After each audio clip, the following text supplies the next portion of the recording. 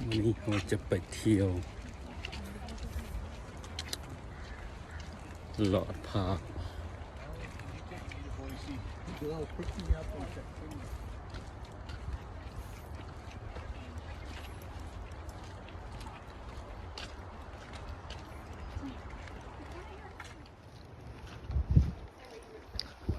พระอาพันธ์บางอย่าง มาเลย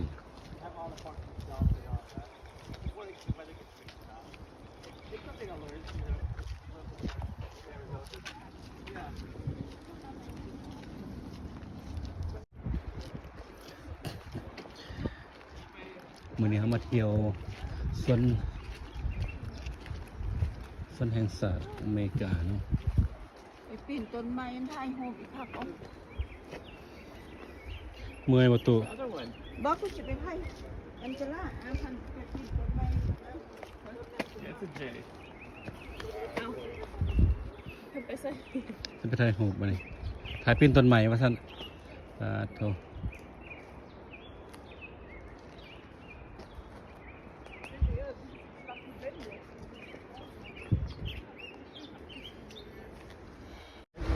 กำลังจิฮอดน้ำตกกันเนาะ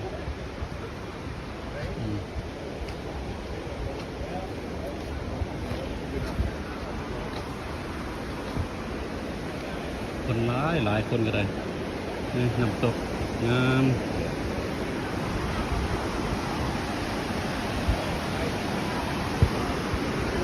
ว้าวงามหลาย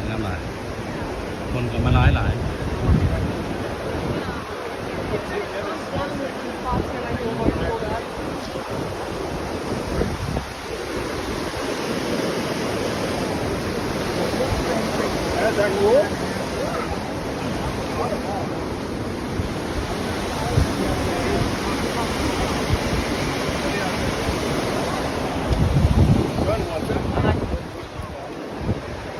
You want to get a shot from right here? Or?